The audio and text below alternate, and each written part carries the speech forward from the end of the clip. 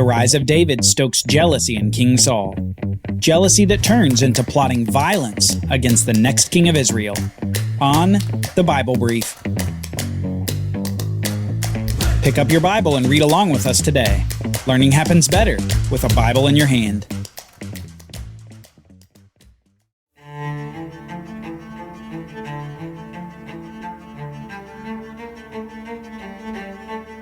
Saul could hear the music and the tambourines. He could see the dancing, the singing, and the joy in Israel as he traveled through the towns on his way back to Gibeah. The Philistines had faced an incredible defeat, starting with the felling of their champion Goliath. And by all accounts, Saul should have been overjoyed at the great victory for Israel in that day. But he couldn't get the song that they were singing out of his mind, especially a particular lyric. The mothers, wives, and daughters in the cities were all singing this same phrase as they welcomed their men back from battle. They were singing, "Saul has struck down his thousands, and David his 10,000s." Goliath had been taunting the camp of Israel, and now that he was dead, the taunts to Saul came in a new form. A challenge seemingly undergirding the lyric, "Saul has struck down his thousands, and David his 10,000s." They were calling Saul weak compared to David. They were calling their own king, who had led them for years, an ineffective leader compared to David. He said to himself, "They have ascribed to David 10,000s, and to me they have ascribed thousands. And what more can he have but the kingdom?" And Saul eyed David from that day on.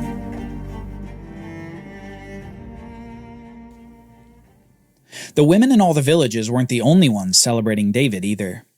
In fact, David had gained a new best friend from his interaction with Goliath. Saul's son Jonathan had seen what David did to that giant, and he was surely reminded of that time when he had defeated the Philistines as well. Months, perhaps years ago, he had told his own armor-bearer that Yahweh can save by many or by few. And just as God had defeated the Philistines using Jonathan's surprise attack, so here in the valley, God had used a single man, David, to strike fear into the Philistine army, setting the stage for a great victory. Jonathan saw David's courage and saw faith, and Jonathan loved David. That was a man he could follow to the ends of the earth and die for. That was what a king of Israel should do in front of his army, and it was plain for all to see. So plain that Jonathan essentially gives up his potential claim on the throne of Israel after his father Saul. Just as Saul had tried to give his royal armor to David before his battle with Goliath, well now, Jonathan actually gives his royal armor to David after the battle's complete. Jonathan even makes a loyalty covenant with David, where each of the men promises total devotion to one another for the rest of their lives. Jonathan, whether he knows God's choice of David as the next king or not, nevertheless recognizes God's blessing upon David, and he aligns himself with David, even if it might cost his loyalty to his own father Saul. Jonathan and David would be the best of friends and loyal covenant keepers for the rest of their lives. However long those might be, because Saul soon began plotting against David. We read this in 1 Samuel 18, starting in verse 10. The next day a harmful spirit from God rushed upon Saul, and he raved within his house while David was playing the lyre, as he did day by day. Saul had his spear in his hand, and Saul hurled the spear, for he thought, "I will pin David to the wall." But David evaded him twice. Saul was afraid of David, because Yahweh was with him, but he had departed from Saul. So Saul removed David from his presence, and made him a commander of 1,000 soldiers. And he went out and came in before the people. And David had success in all his undertakings, for Yahweh was with him. And when Saul saw that he had great success, he stood in fearful awe of David. But all Israel and Judah loved David, for he went out and came in before them. Saul's condition appears to be shriveling as David's fame is blossoming. The day after this great victory against the Philistines, the king of Israel even goes so far as to try to kill this new hero of Israel.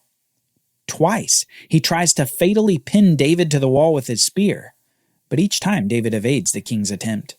Miraculous evasion that was apparently evidence of God's protection of David against Saul. Soon, Saul's fear of David motivates him to remove David from his home, to instead become a commander of a unit of soldiers, an opportunity that Yahweh uses to further bless David with success and victory for Israel. Despite Saul's best efforts, David's ascension in Israel can't be stopped. But that doesn't mean Saul stops trying. Who better than to cause David's downfall than a woman and the Philistines? We read this, starting in verse 20. Now Saul's daughter Michal loved David, and they told Saul, and the thing pleased him. Saul thought, let me give her to him, that she may be a snare for him, and that the hand of the Philistines may be against him. Therefore Saul said to David a second time, You shall now be my son-in-law. And Saul commanded his servants, Speak to David in private and say, Behold, the king has delight in you, and all his servants love you. Now then, become the king's son-in-law. And Saul's servants spoke these words in the ears of David. And David said, Does it seem to you a little thing to become the king's son-in-law, since I am a poor man and have no reputation? And the servants of Saul told him, Thus and so did David speak. Then Saul said, Thus you shall say to David, The king desires no bride price except 100 foreskins of the Philistines, that he may be avenged of the king's enemies. Now Saul thought to make David fall by the hand of the Philistines. And when his servants told David these words, it pleased David well to be the king's son-in-law. Saul tries 2 new tactics for causing the downfall of David. First, he uses his daughter Michal to be a snare to David in marriage to him. Apparently, Saul knew of his daughter's tendency toward idolatry, and he figured that she might lead David astray in his devotion to Yahweh alone. Michal loved David, and David returned her affections, and here Saul saw opportunity. Saul's second tactic was a derivation of the first.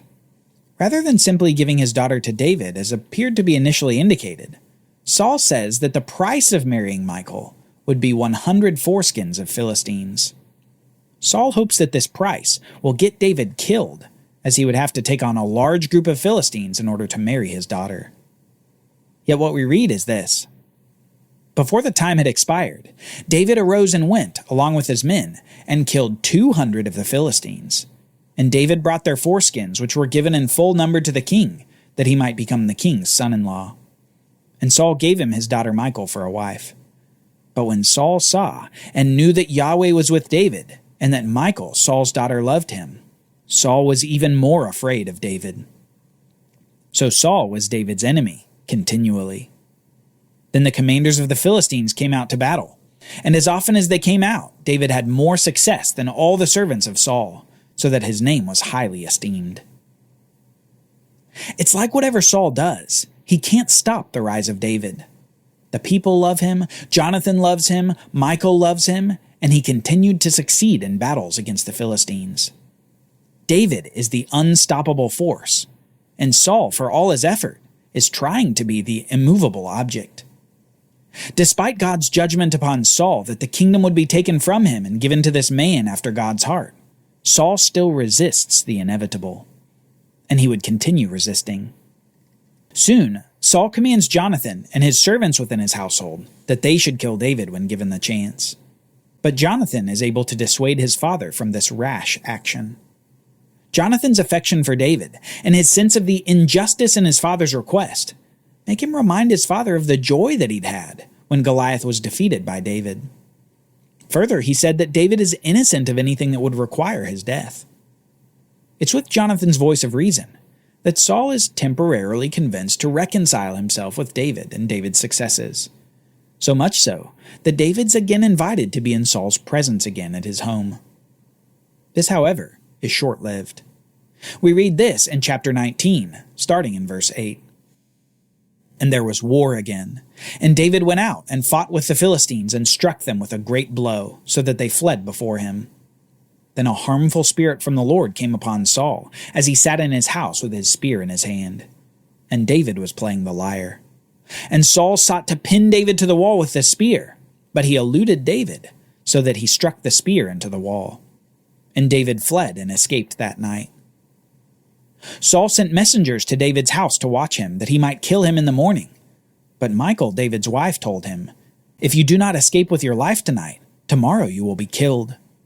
So Michal let David down through the window, and he fled away and escaped. Michal took an idol and laid it on the bed, and put a pillow of goat's hair at its head, and covered it with clothes. And when Saul sent messengers to take David, she said, "He is sick." Then Saul sent the messengers to see David, saying, "Bring him up to me in the bed, that I may kill him." And when the messengers came in, behold, the idol was in the bed, and the pillow of goat's hair at its head. Saul said to Michal, "Why have you deceived me thus, and let my enemy go, so that he has escaped?" And Michal answered Saul, "He said to me, 'Let me go. Why should I kill you?'" Despite his initial reconciliation to David, Saul goes right back into the same irrational behavior as soon as war with the Philistines breaks out again. God soon sends the harmful spirit upon Saul again, and Saul is enraged at David. Saul sends a spear flying at David for a third time, and David yet again evades this fatal blow. This time, though, Saul presses forward with plans to kill David the next morning and leaves watchers outside of his house to ensure David's whereabouts. However, David's wife Michal makes a deception, allowing David to escape the house and eventually the area. David is long gone by the time Saul discovers that the sick David in bed is actually a household idol of Michal's. Saul's plans have been foiled. But next we read this.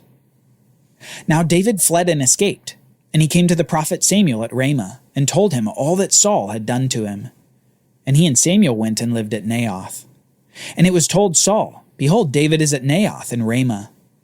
Then Saul sent messengers to take David, and when they saw the company of the prophets prophesying, and Samuel standing his head over them, the Spirit of God came upon the messengers of Saul, and they also prophesied. When it was told Saul, he sent other messengers, and they also prophesied. And Saul sent messengers again a third time, and they also prophesied. Then he himself went to Ramah, and came to the great well that is in Seku. And he asked, "Where are Samuel and David?" And one said, "Behold, they are at Naioth in Ramah." And he went there to Naioth in Ramah, and the Spirit of God came upon him also. And as he went, he prophesied until he came to Naioth in Ramah. And he too stripped off his clothes, and he too prophesied before Samuel, and lay naked all that day and all that night. Thus it is said, "Is Saul also among the prophets?" Saul's first encounter with Samuel is similar to his last. Both involved the Spirit of God coming upon Saul, causing him to prophesy. The first time, though, it was in confirmation of his kingdom calling and anointing by Samuel. The last time, it was in protection of David and the rejection of Saul. Saul has even caused the embarrassment of being completely naked before the other Israelites at Ramah, a humiliation accompanying the removal of his leadership from Israel. But this account isn't merely about Saul. It's about God. This is perhaps the clearest signal in the story of Saul and David, to help us see that the preservation of David isn't necessarily due to David's skill in battle or his quickness at evading spears. It's because of God's supernatural protection of his anointed king. God is protecting David, and if that means sending his Spirit upon messengers and upon Saul, then that's what God does. Saul's rage is no match for God's power, a power that extends to all aspects of life and all areas of human conduct. God has made his choice, and despite Saul's resistance, David would come to the throne of Israel. David is the anointed king, and when the time is right, David will rise. That time, however, won't be without an incredibly trying time for David.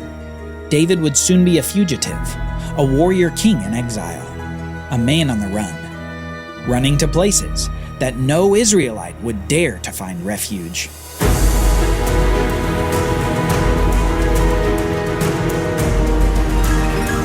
Join us next time as David is on the run to the most unlikely places, while Saul's rage turns into devastation, not for a Canaanite town, but for a town in Israel.